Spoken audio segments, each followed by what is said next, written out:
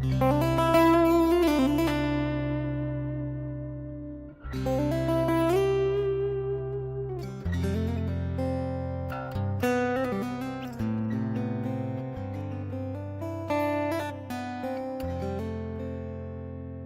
my dear friend, and welcome to the Project of Love. How does the earth look through your eyes? The earth is beautiful.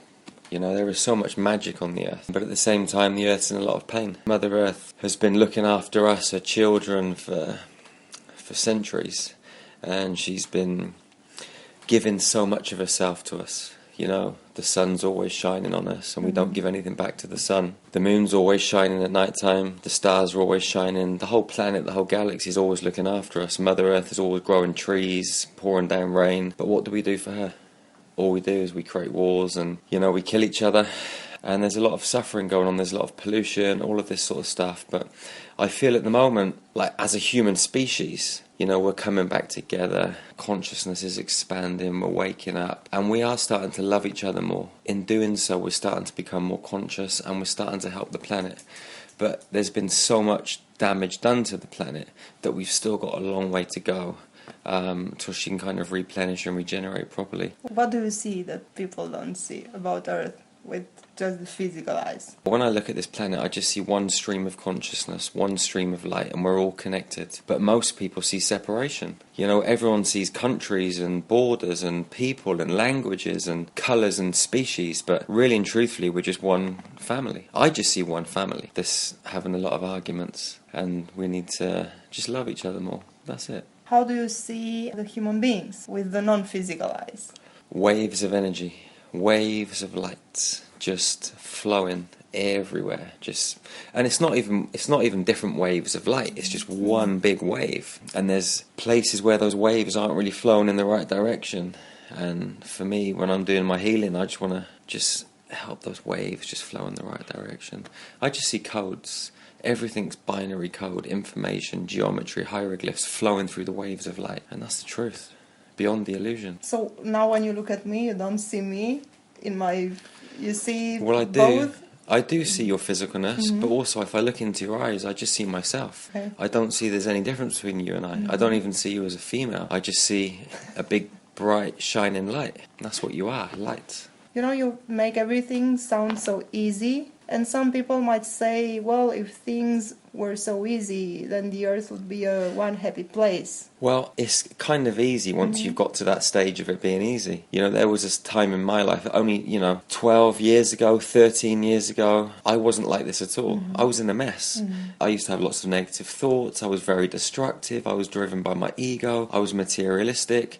I hated so many people, I hated myself. The world was a big problem for me. I know what it's like to be in that space, and it takes a lot of work to get to the space where everything is easy, success is easy, love is easy, and all of that stuff that you're talking about. But it's a journey, and it's a journey that most people either don't want to walk because it's so scary, or they get a little bit into the journey and think, oh my God, this is so tough. It was a lot easier where I was in the darkness. So they go back to the darkness and think, actually, it's not so nice here. So they to and fro for ages, and some of them just end up staying there, and some of them break through. But to break through, it's not easy. It's like a space rocket. To get from Earth up into orbit, it takes the same amount of energy or fuel as it does to orbit the entire planet. Once you get going, it's easy, but it's the getting going and breaking through the atmosphere that's the hardest part. So what can support a person to get going? Nothing. You've got to find the inner strength, the light, the wisdom. It's contained in every single one of us. You've just got to step into your power and go for it. And it's not easy. Because this world is a game, and the game's been designed to keep you on the ground.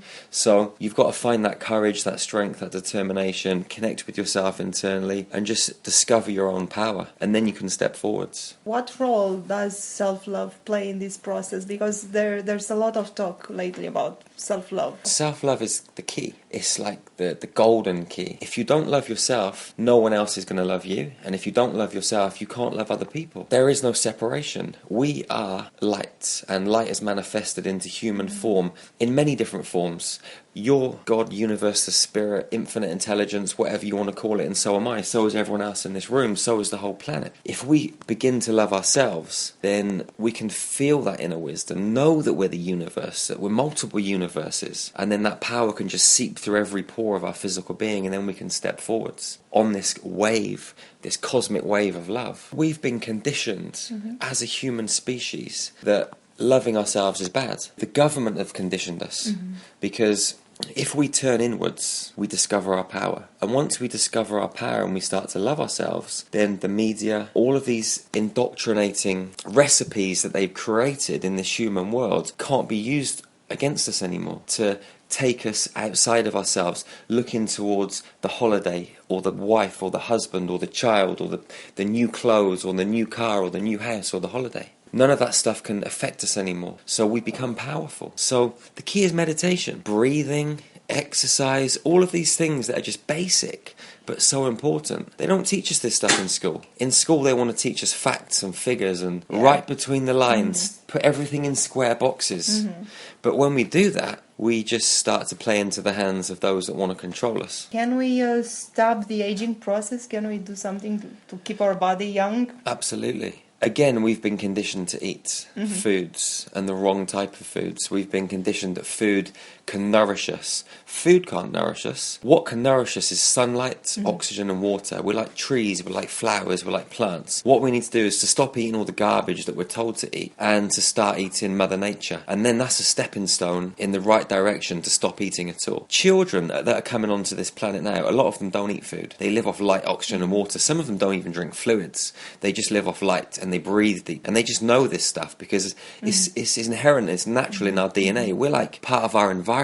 You know, we're not separate from our environment. We're not muscles and organs and bones wrapped in a bag of skin and we're separate from everything else. We're connected by light. And when we start to meditate, start to eat clean, start to exercise and breathe deeply, we start to remember this natural part of ourselves and we realize that we're part of everything. In your book, you talk about your spiritual friends. So we all have these spiritual friends waiting for us to communicate with them. So how can a person start doing this? Meditation. By stilling the mind and coming into the heart. The average human being has 67,000 thoughts a day. So if you've got a head jumbled full of that many thoughts, how are you going to hear your spirit guides? How are you going to hear the communication for the universe?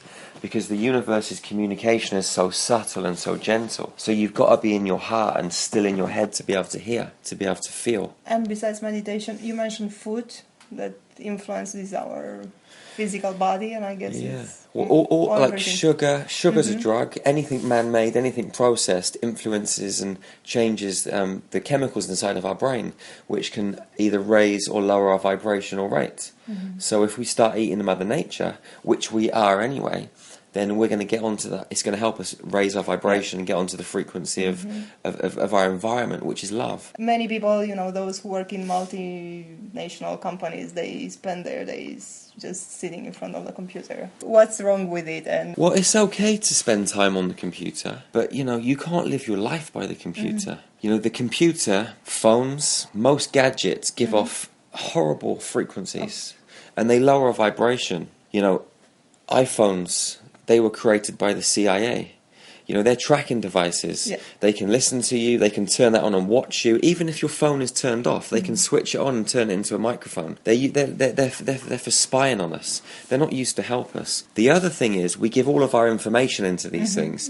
So the system that has created the game to try and control us, we're playing into the hands of that system and making it easier for the government and the powers that control the government. The other thing is children. Children are going on to iPhones and Facebook and all of these tools, and they're communicating with their friends, and they're forgetting how to communicate on a human level.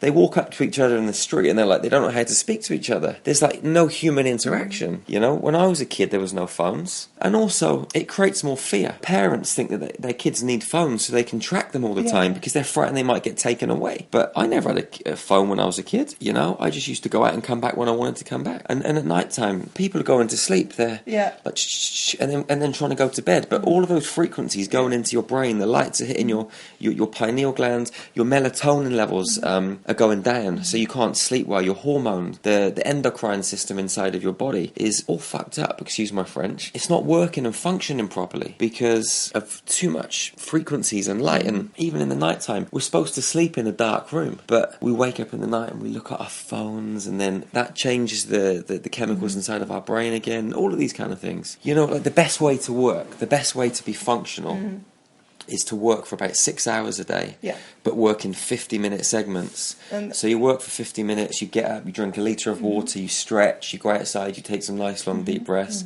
and come back in again. Have like a 1 or 2 minute meditation in that 10 minutes.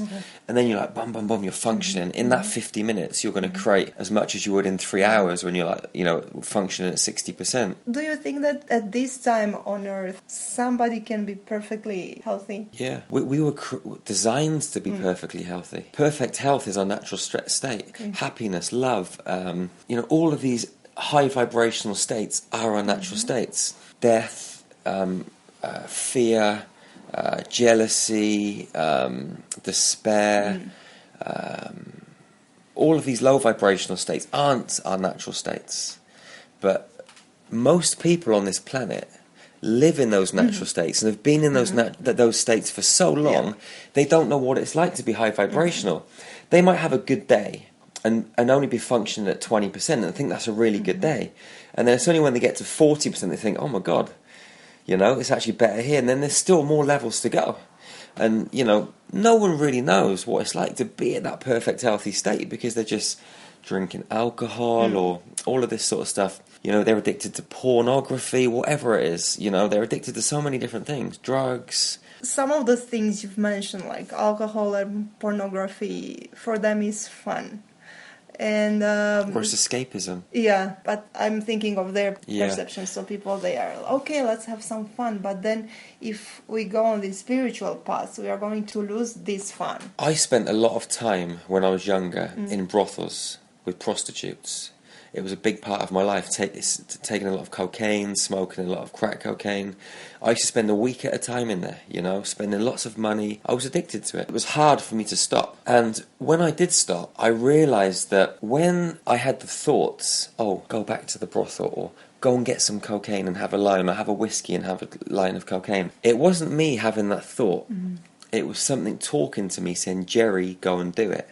And that was fourth dimensional entities that I call shadow parasites, like the extraterrestrial beings that feed off of human fear. So they send low vibrational frequencies into people's consciousness. And we think we're hearing our own thoughts, but really we're hearing a communication from other beings telling us to do things that are going to disrupt us and take us off our path, to lower our vibrations so we can be a food source to them. So most of the time that we're thinking, we're actually listening, but we think we're thinking, and that's the problem. Because we're inside of our heads, we just don't know the difference. You can't see the wood through the trees. We don't know whether they're our thoughts or someone else's thoughts, or we're just lost as a species. Most people are anyway. What does fun mean to you now, and how do you have fun? Every day's fun. By doing what I'm doing is having fun. Like these last 2 days in here working with all these people has been amazing. You know, yesterday speaking to all of those people in that conference was fun. You know, watching people transform. People coming into this room for the last 2 days and walking away without pain or releasing all of those stuck emotions. For me, that's fun. You know, I don't work anymore. Yeah. I don't have a job. All I do is create magic every single day.